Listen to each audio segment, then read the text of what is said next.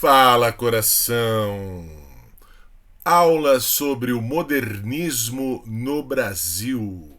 Na verdade, mais um panorama, falando um pouquinho das três fases ou três gerações do modernismo brasileiro.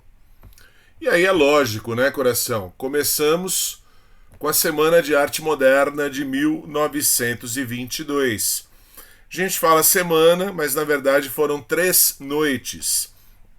13, 15 e 17 de fevereiro de 1922, no Teatro Municipal de São Paulo.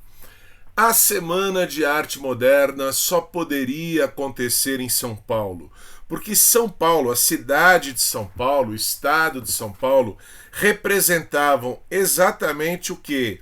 A transição do Brasil velho para um Brasil novo. Vamos entender que o Brasil velho, tradicional, é o Brasil agroexportador. E São Paulo, no século XIX, princípio do século XX, era o principal estado economicamente falando, produzindo café. Né? O produto brasileiro de exportação, café, principalmente produzido em São Paulo. No entanto, os barões do café migraram, resolveram construir suas mansões na Avenida Paulista e começaram a investir na industrialização.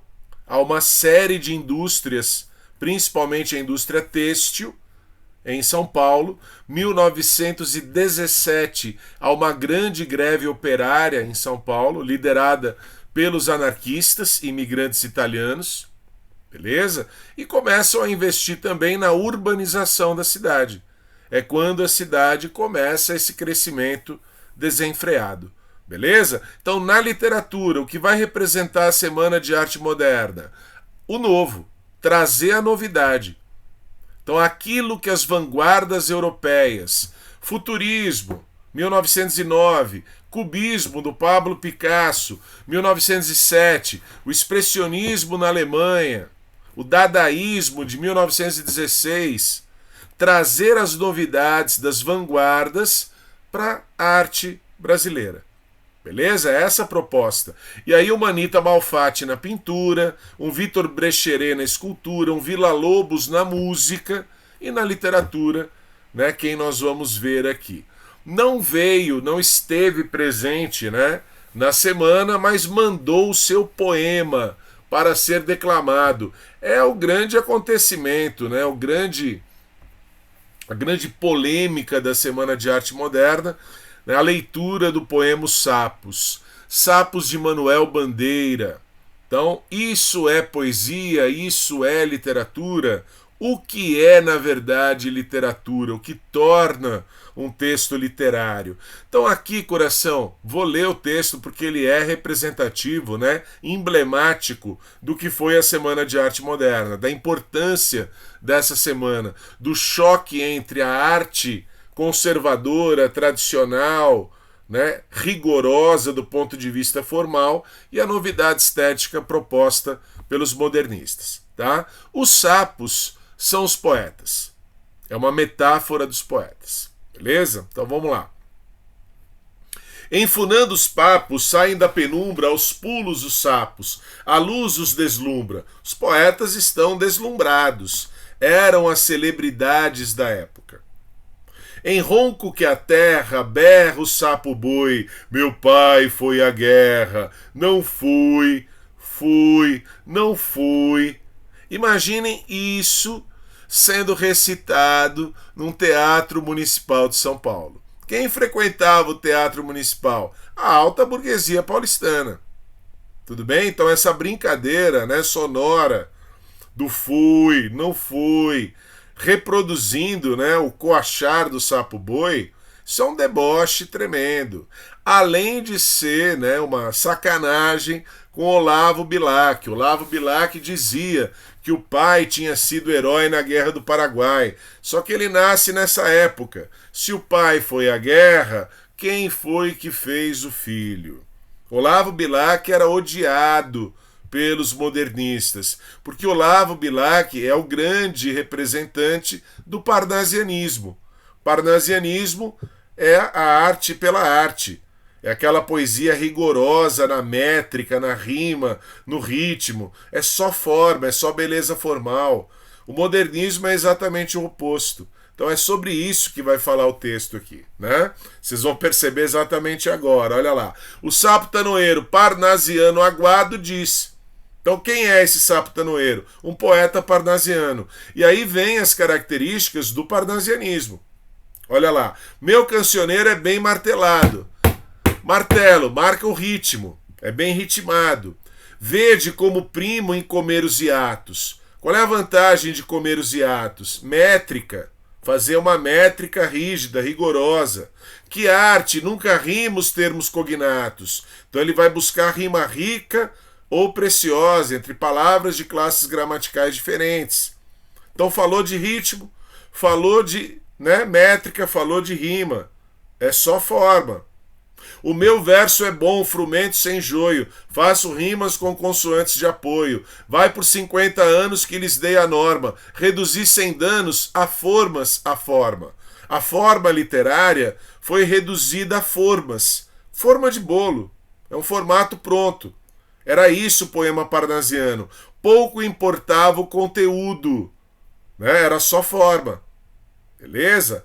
Clame a saparia em críticas céticas. Não há mais poesia, mas há artes poéticas. Urro sapo boi. Meu pai foi rei. Fui, não fui. Fui, não fui. Bradem o assomo sapo tanoeiro. A grande arte é como lavor de joalheiro. Aqui é praticamente a reprodução, da profissão de fé do Olavo Bilac. Você tem ali o Olavo Bilac dizendo o quê? Que ele imita, inveja o ourives quando escrevo. Ourives é o joalheiro, é o que trabalha com ouro. Pega a pedra bruta, vai lapidar, lixar, limar, até fazer a joia.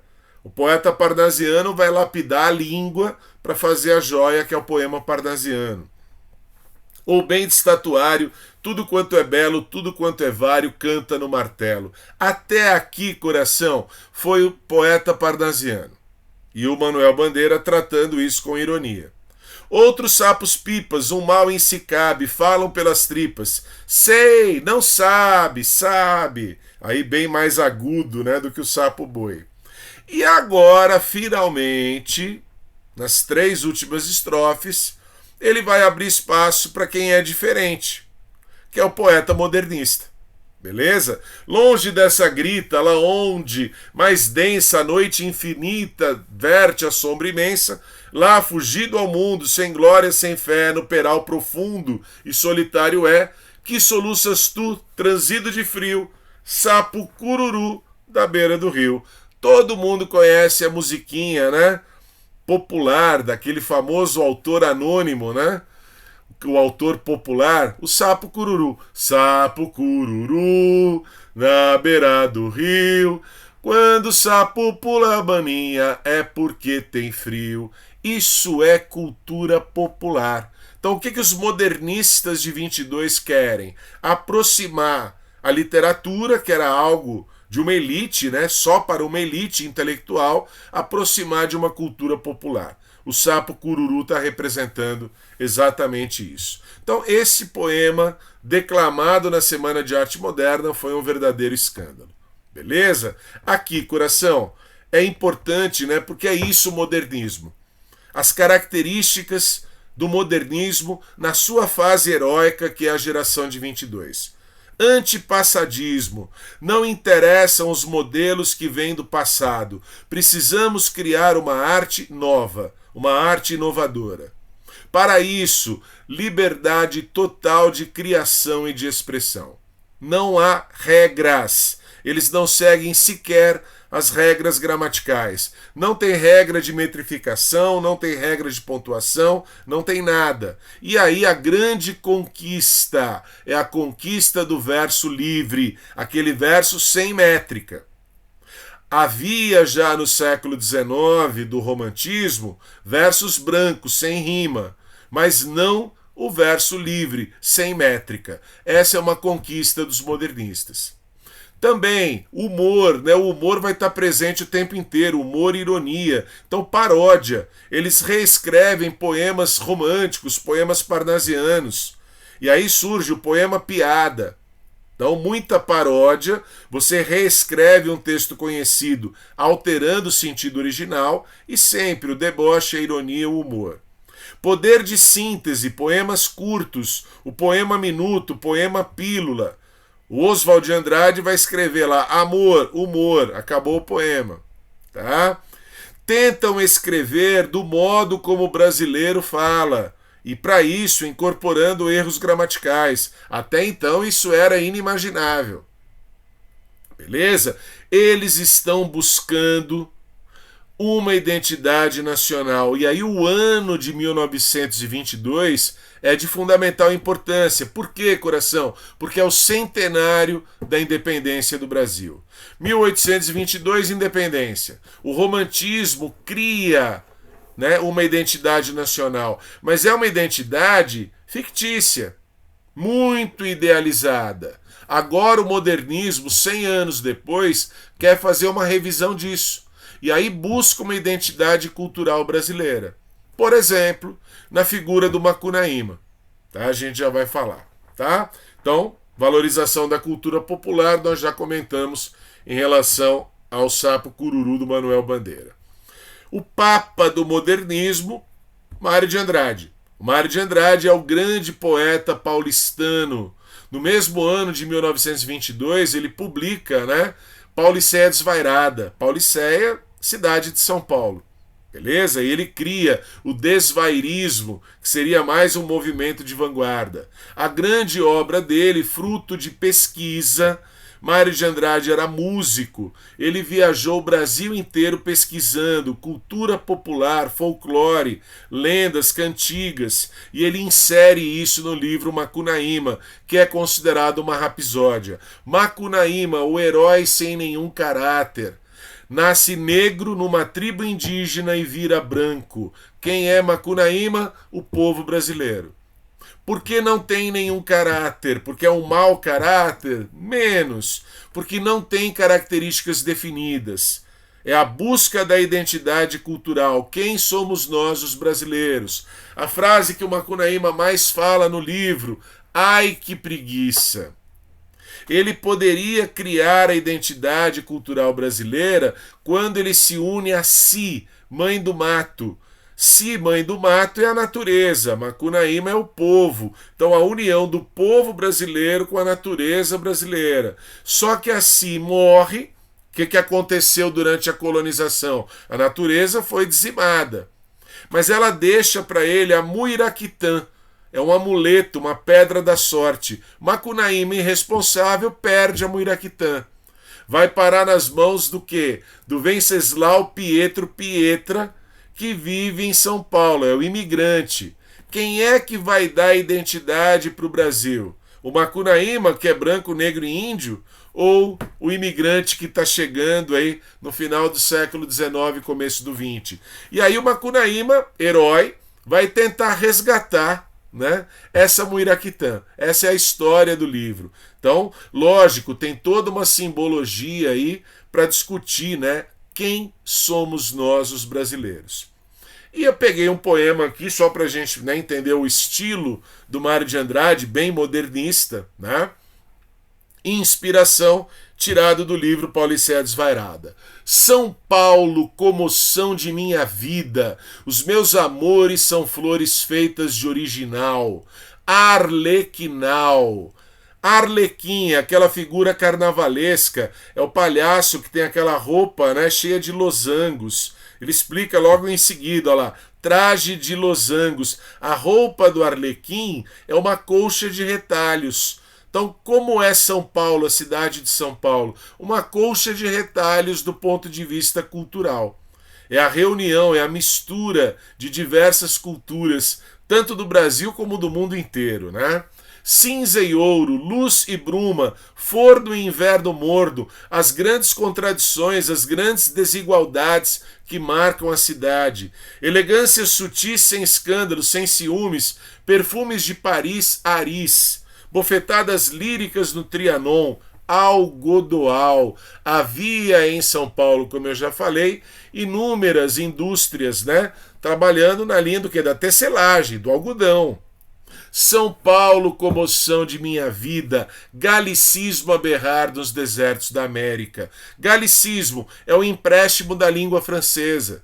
Então a influência, né, que exercia na época Paris e toda a cultura francesa aqui no Brasil. Então São Paulo era esse galicismo a berrar dos desertos da América. Então isso é Mário de Andrade, é um grande nome, um autor extremamente importante. Contos Novos é um livro bem legal dele, Amar, Verbo Intransitivo, mas sem dúvida nenhuma ele é famoso pela participação na Semana de Arte Moderna e pelo livro Macunaíma. Outro nome, né, importantíssimo aqui é o Oswald. Pode chamar de Oswald Andrade ou Oswald, como ele preferia, tá? Ele é importante pela polêmica. Em 1924, ele lança o Manifesto Pau-Brasil.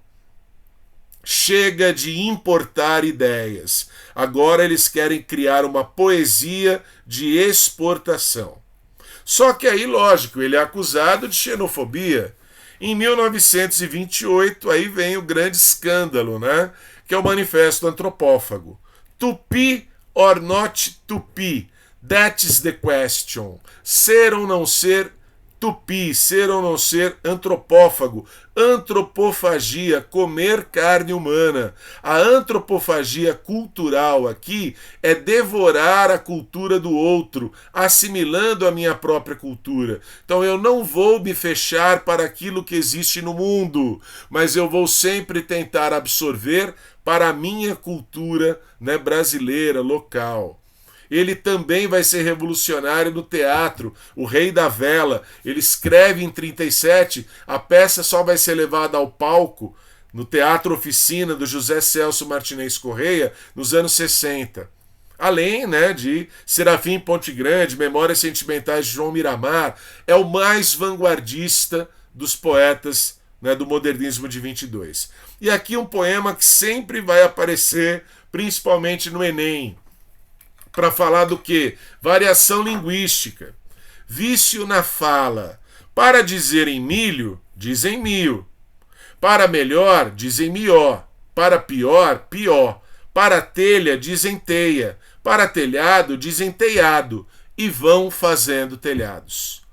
Povo brasileiro que fala errado, é ele que constrói a nação. Eles vão fazendo telhados, que são as escolas, as casas, os prédios, beleza? Então aqui o Oswald de Andrade, ele é o vanguardista, tá? Importante porque ele sempre tem esse tom de humor, de deboche, de ironia, de irreverência, tá bom? E o grande poeta, talvez o melhor deles aqui, né, do ponto de vista da poesia,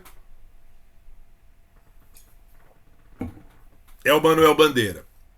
Manuel Bandeira não começa modernista, mas se torna modernista, principalmente neste livro, né, reuniu neste livro chamado Libertinagem, tá bom? Poema famosíssimo dele, tem relação com a vida, né, a biografia do Manuel Bandeira é importante, porque vai influenciar a obra. Ele descobre, perto dos 18 anos de idade, que era tuberculoso, numa época em que a tuberculose era uma doença sem cura. Ironia do destino, ele vai morrer com quase 80 anos. Né? Então, lógico, o tema da morte, da finitude, vai percorrer a obra dele.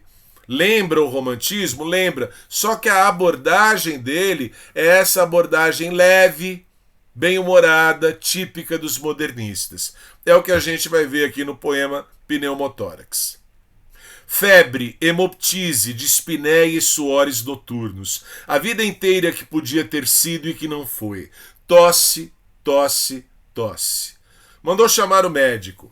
Diga 33. 33. 33. 33. Respire. O senhor tem uma escavação no pulmão esquerdo e o pulmão direito infiltrado. Então, doutor, não é possível tentar o pneumotórax? Não. A única coisa a fazer é tocar um tango argentino. Coração, quanta novidade, né? Você está fazendo um poema sobre uma consulta médica. Manuel Bandeira é o poeta do cotidiano. Ninguém está preocupado aqui com métrica, com rima, com ritmo. Perceberam? Aquela liberdade total de criação e de expressão, a presença do verso livre. É um diálogo. Então é a linguagem coloquial.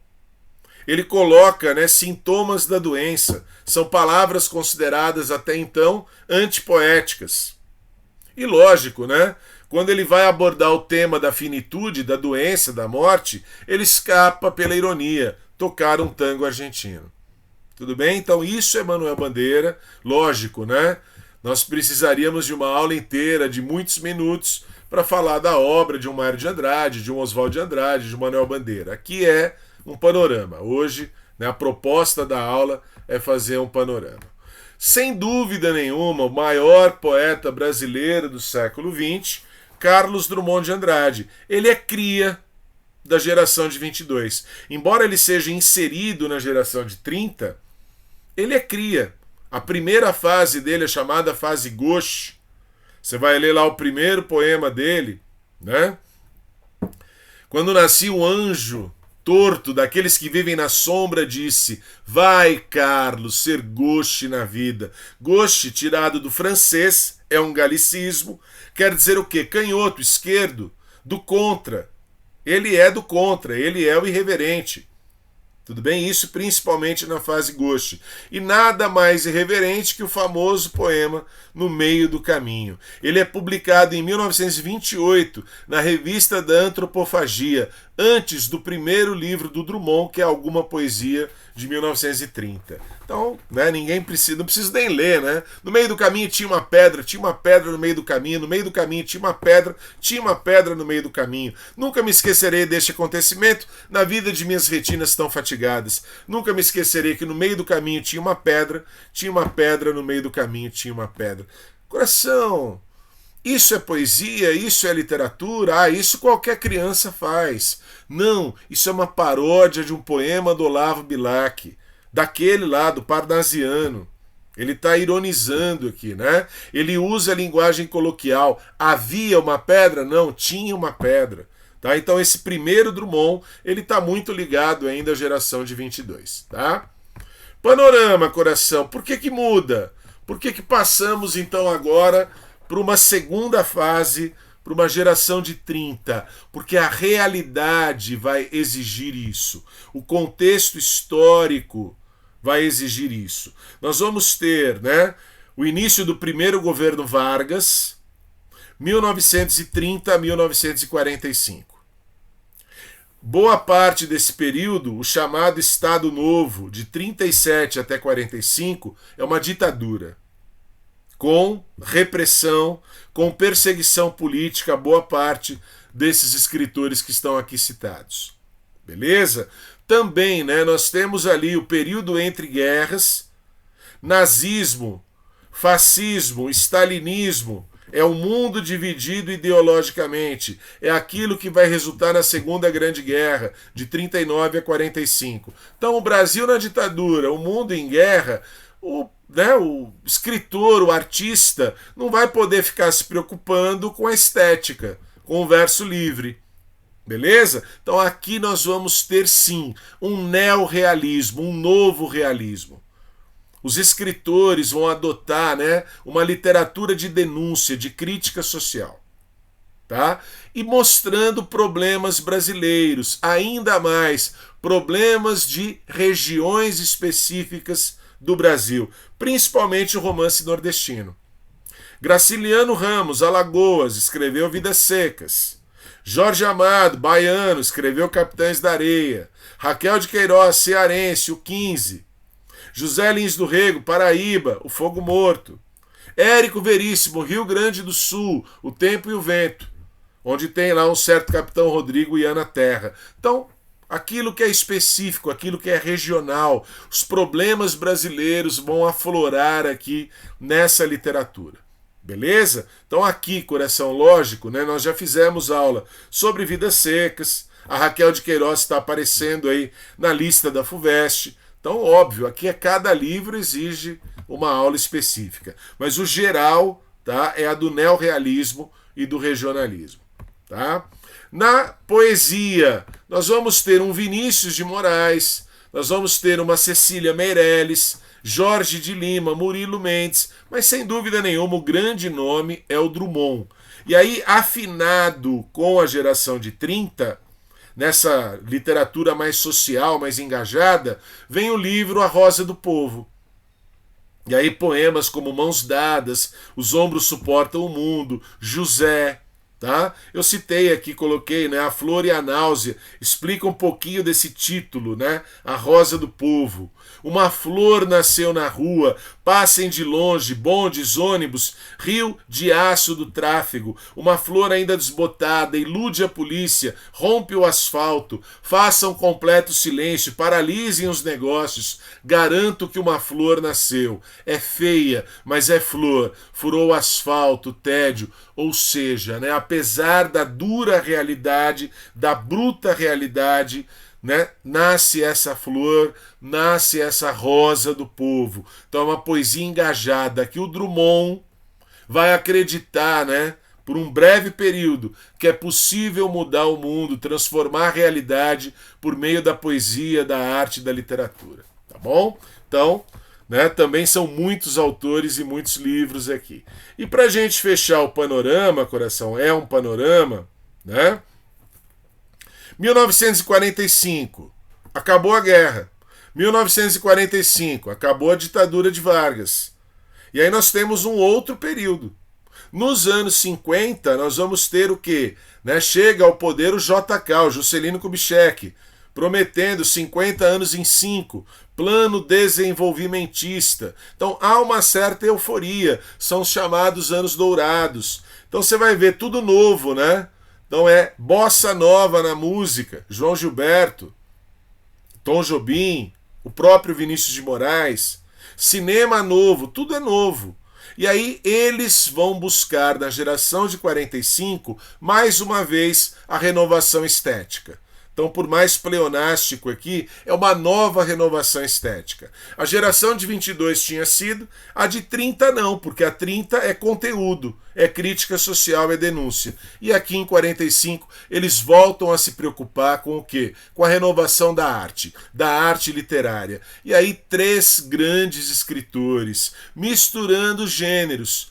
O poeta, né, é racional. Os prosadores usam figuras de linguagem próprias da poesia. Então aqui, coração, ninguém mais, ninguém menos, né? João Guimarães Rosa, do Grande Sertão Veredas, do Sagarana. Já fizemos aula aqui, né? Da Hora e Vez de Augusto Matraga. Tem uma aula que eu faço Direito à Literatura, e aí eu cito lá A Terceira Margem do Rio, que é um conto maravilhoso do Guimarães Rosa. Então, para ele, né, o sertão é o mundo. Então aquilo que ocorre no sertão de Minas Gerais poderia acontecer em qualquer lugar do mundo. Então ele amplia aquele regionalismo dos anos 30. É um regionalismo universalista. A Clarice Lispector vai mergulhar, né, na alma humana e na alma feminina. É uma escritora, é uma mulher, olha aí a ótica feminina, a perspectiva feminina, o fluxo de consciência e a epifania. Durante o processo ali de tomada de consciência, ocorre a epifania, uma revelação. Então não sabia, passou a saber. Livros como A Paixão Segundo GH, Laços de Família. Fiz uma aula aqui sobre o conto Amor. Quer conhecer um pouquinho mais da Clarice? Vai lá assistir a aula. E o João Cabral de Melo Neto, poeta e engenheiro, que é quem vai influenciar a Sofia de Melo Breiner, né, para escrever aquele livro Cristo Cigano, que está na lista de leitura obrigatória da FUVEST. Beleza, coração? Então, para um panorama, era essa a ideia da aula, tá bom? Tem dúvida, tem pergunta, quer sugerir temas para as próximas aulas? Por favor, faça isso nos comentários. Aquele abraço, valeu, fui.